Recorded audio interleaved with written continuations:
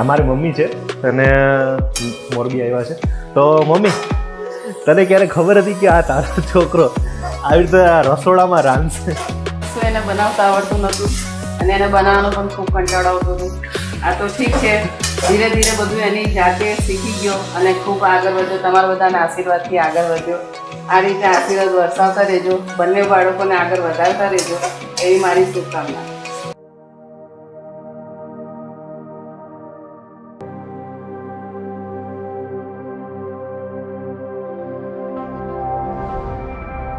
Kamlesh Modia I am fooding.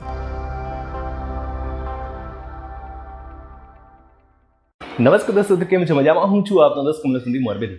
મિત્રો, હમણાં અમારા ઘરે તમે જાણો છો કે પ્રસંગ થયો અને તમારા બધાનો મેસેજ આવ્યો. ખૂબ જ આભારી વ્યક્ત કરું છું કે બધાએ મને શુભેચ્છા પાઠવી. તો છોકરાઓ માટે આશીર્વાદ આપજો, એ પણ દેશ માટે કંઈક સારા કાર્ય કરી શકે. તો આજની શરૂઆત કરતાં પહેલાં આજે તમને મસ્તીની વાત કહી દઉં કે આજે આપણે મારા ઘરે શ્રીફળ વધારવામાં આવેલું હતું. તો પછી શ્રીફળ બધું તો ખાઈ ના શકીએ, તો પછી મારા મમ્મી કહે એક કામ કર ને કે મસ્તીનું છે ને એક આને ટોપરા પાક જેવું મસ્તીનું બનાવી નાખ, એટલે ખવાઈ પણ જાય અને કદાચ મૂકી રાખો તો પણ બગડે પણ નહીં. તો આની અંદર છે ને હું થોડું ઘણું કંઈક નવું કરવાનું છું, ટ્રાય કરું છું. જે ખાદીમ પાક જે કહેવાય ને, માંગરોળનો બહુ જ ફેમસ જે લીલા નારિયેળનો હલવો. તો લીલા નારિયેળનો હલવો એ કઈ રીતના બને છે એ તો આપણે નથી ખબર, પણ હું મારી રીતના જેવો પ્રયત્ન થાય એવો તમને બનાવીને બતાવી રહ્યો છું. તો પહેલાં નજીક આવો. મેં જે કહેવાય ને 3 જે લીલું નારિયેળ કે જે આપણે નારિયેળ હોય એને આપણે પાણી તો આપણે કાઢી લીધું અને પછી પી ગયા હોય, અને આ રહી ગયું એ ટોપરું, તો એને આપણે છીણી લીધું. તમે આ વિડીયોમાં તમને દેખાતું છે કે આપણે જે છીણી રહ્યા છે આવી રીતના એને છીણી લેવાનું છે. અને છીણીને પછી એની અંદર આપણે 1 કપ આપણે વાટકી જેટલું દૂધ, 1 વાટકી જેટલી ખાંડ લેવાના છે. અને મારા મમ્મી છે ને પેંડા લઈ આવ્યા હતા, મહેસાણાથી આવે ને એટલે એને ખબર છે મને પેંડા બહુ ભાવે છે. અને આ ભાખરવડી, સાહેબ આ ભાખરવડી છે ને તમને જોઈને તો એવું લાગશે કે આ શું છે આવું, પણ જેને ખાધી નીચે કોમેન્ટ કરજો, કારણ કે આ ભાખરવડી મને ત્યાંની વધારે પસંદ છે. ભાખરવડી તો હું આને નહીં કહું, પણ શું ખબર કંઈક અલગ જ છે ને. કે ભાખરવડી મેંદાના લોટની આખી કોટિંગ કરીને પછી અંદર વાળીને બનાવવામાં આવે. આ તો કંઈક ડિફરન્ટ જ છે. મેંદાનો લોટ થોડોક જ છે પાતળા જેવું, અને પછી એની અંદર મસાલો, અને એ લોકો શેકે છે કે લગભગ શેકતા લાગે છે, ફ્રાય કરીને પછી ઉપર થોડુંક શેકતા લાગે છે, એટલે ઉપરનું પડ પણ ભરી જતું હોય છે. ના, લગભગ તરીને જ બનાવવામાં આવતું હશે. અને મને જે બે બહુ ભાવે છે ને, મહેસાણાથી કોઈ પણ આવે તે હું જરૂરથી કહું છું કે મારા આટું પેંડા લઈને આવે, એટલે મારા આટું સ્પેશિયલ પેંડા લઈને જ આવે છે. તો આ રોની મોદીએ મને કીધું, રોની મોદી લેવા ગયો હતો, કારણ કે વરસાદ પણ બહુ હતો, તોય છતાંય મારો ભાઈ મને લઈ આવ્યો હતો. તો ચલો આપણે શુભ શરૂઆત કરશું.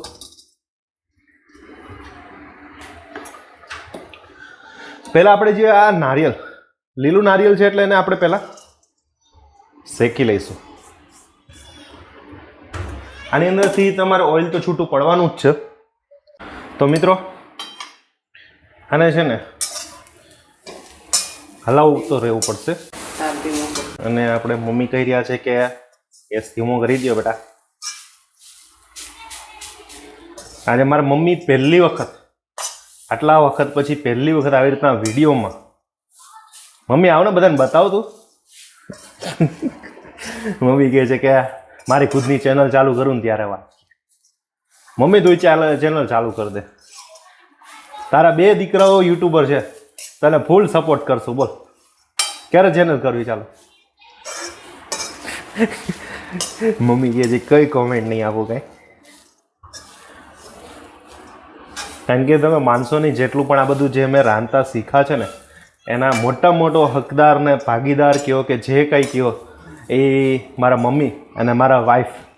આ બે મને જે સપોર્ટ આપ્યો છે ને સાહેબ, નગર મને ખાલી મેગી બનાવતા સિવાય કાંઈ આવડતું નહોતું, પણ હવે કેટલી વસ્તુ આવડે છે એ પણ મને નથી ખબર. બોલો, ધીમા તાપે એને શેકતા રહીશું, થોડુંક એને બ્રાઉન કરવાનું છે. તો આને આપણે કહેવાય ને કે વ્યવસ્થિત શેકી લઈશું. કેટલી વાર શેકવાનું મમ્મી? કલર બદલાશે.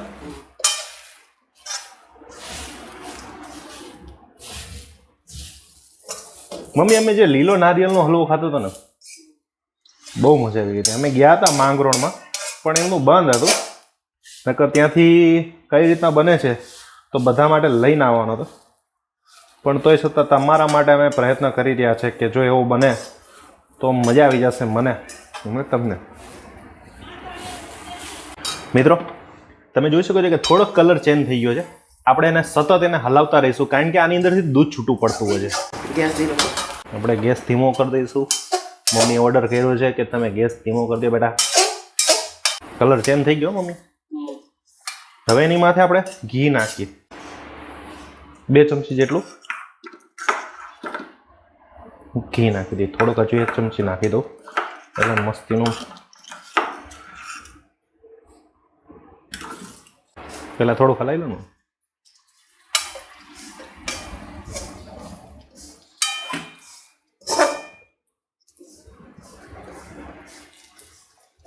મમ્મી ખાંડ પહેલા નખાય કે દૂધ નખાય? દૂધ નાખવું.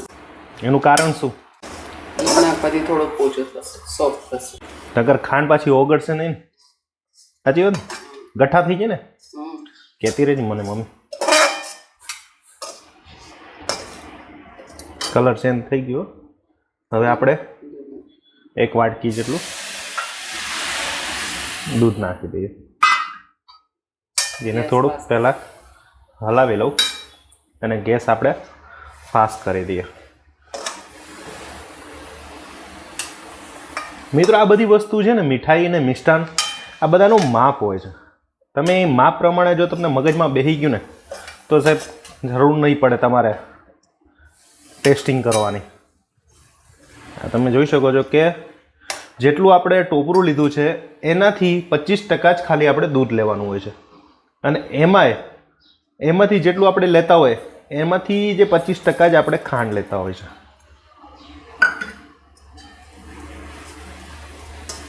અને ટોપરું તો આમથી મીઠું હોય મમ્મી, અને આપણે ખાંડ નાખી દીધી છે.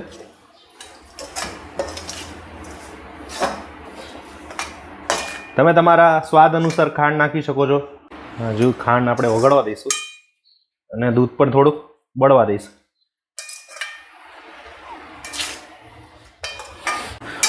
આમાં મિત્રો એલચી હું નથી નાખતો કારણ કે કહેવાય ને કે આ પેંડાની અંદર એલચી આવતી હોય છે, એટલે એની અંદર એલચીનો ટેસ્ટ આવતો હોય છે. એટલે હું આમાં ખાંડ પણ ઓછી નાખી છે અને એલચી તો નાખી જ નથી કારણ કે પેંડા તો આમથા મીઠા હોય છે. અને તમે જો મોરો માવો યુઝ કરો તો તમારે ખાંડ એ પ્રમાણે વધારે લેવાની થતી રહેશે.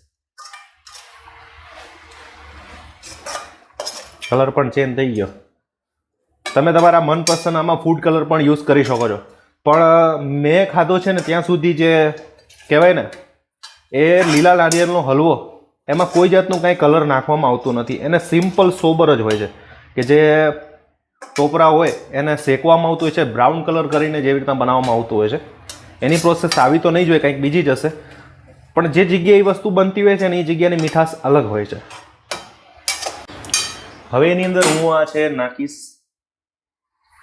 પેંડા. હું અત્યારે નાખીશ 5 જેટલા પેંડા નાખી દઈશ. એટલે 5 પેંડા મીન્સ 100 ગ્રામમાં થોડાક ઓછા રહી જતા હશે. 100 ગ્રામ જેટલા ગણીને ચાલો, 6 જેટલા હું પેંડા નાખી દઈશ. મને પેંડા વધારે પસંદ છે એટલે હું મારા પ્રમાણે હું નાખી રહ્યો છું. હવે આજે મિત્રો વરસાદ બહુ હતો અને અમે સવારે ગયા હતા પણ ભૂલી ગયા માવો લઈ લઈએ હતા. પછી મમ્મીએ કીધું કે માવાની જરૂર નહીં પડે બેટા, કે આપણી પાસે પેંડા પડ્યા છે અને માં છે સાહેબ, એ તો વેસ્ટમાંથી બેસ્ટ વધેલી ખીચડીને પણ વઘારીને આપી દઈએ, એનું નામ માં છે સાહેબ. અને એ ખીચડી, વઘારેલી ખીચડી પણ પુલાવથી પણ બેસ્ટ લાગે, એ એમનો પ્રેમ ભાવ છે. મમ્મી ખરેખર બહુ મસ્તીનું બનવાનું છે. સુગંધ એટલી મસ્તીની આવે છે.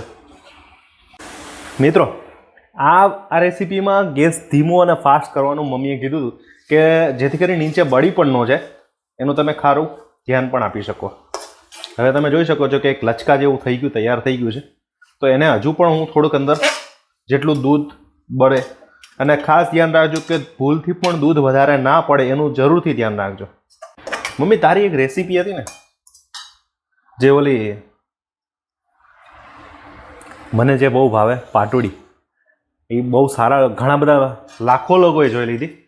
એ જે રેસીપી આમ મુંબઈની રેસીપી કહેવાય ને, પણ એ ડિફરન્ટ છે. આપણે જે બનાવી હતી ને એ તો મને વધારે પસંદ છે. એ જે બનાવીએ છીએ ને આપણે એ મને બહુ પસંદ છે, મારી ફેવરેટ છે. તો મિત્રો આ લીલા નારિયેળનો આપણે જે હલવો મસ્તીની સુગંધ પણ આવી રહી છે. જો તમારા ઘરની અંદર જો આ જે માવો તમે મોરો નાખો તો તમારે મેં કીધું એ પ્રમાણે ખાંડ વધારે નાખવી પડશે અને એલચી નાખવી પડશે. જરૂરી નથી હો ભાઈ કે આ પેંડાથી જ બને. આપણે તો ગુજરાતી માણસો લડી લેવાવાળા. હજુ તમે જોઈ શકો છો હજુ અંદર દૂધ છે, તો એને થોડુંક હજુ હું બાળી દઈશ એટલે એમાંથી પણ માવો સરસ મજાનો મને મળી જાય.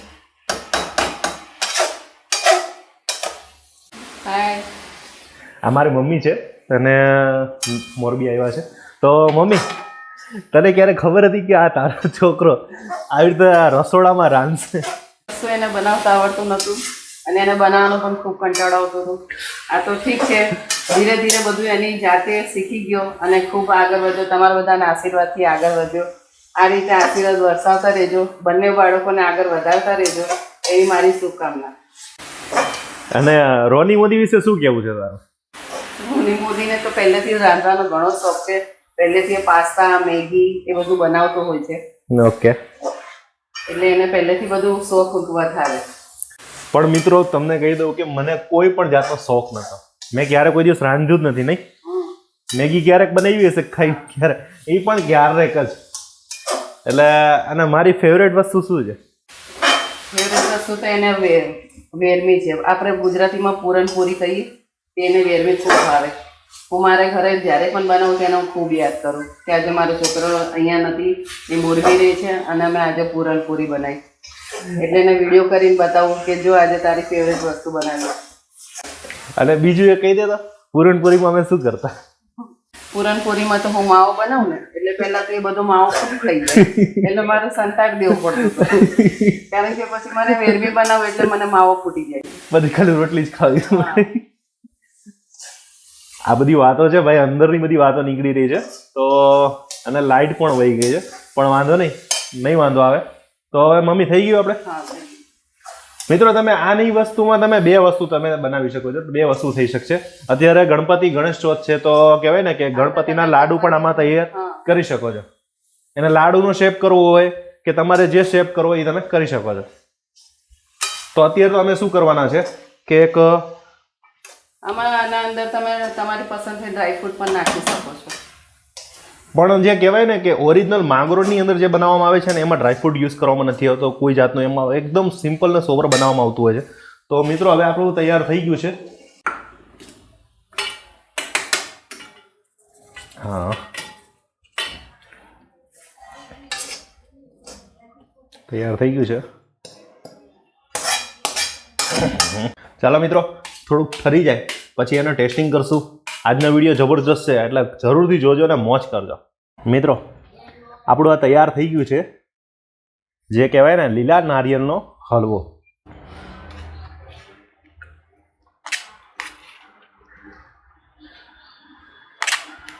મેં તમને કીધું એ પ્રમાણે તમે આની અંદર કહેવાય ને લાડુ કરી દો.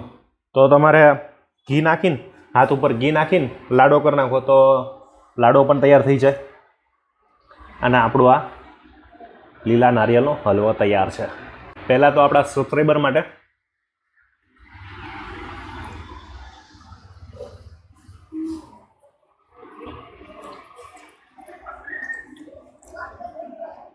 હા સાચું કહું ને તો માંગરોળ જેવો નથી બન્યો, પણ એના જેવો સિમિલર થયો છે. ટેસ્ટિંગ એના જેવો આવે છે, સ્વાદ એના જેવો આવે છે. પણ એ જે નારિયેળનો હલવો અને એમાં આમાં બહુ ફરક છે.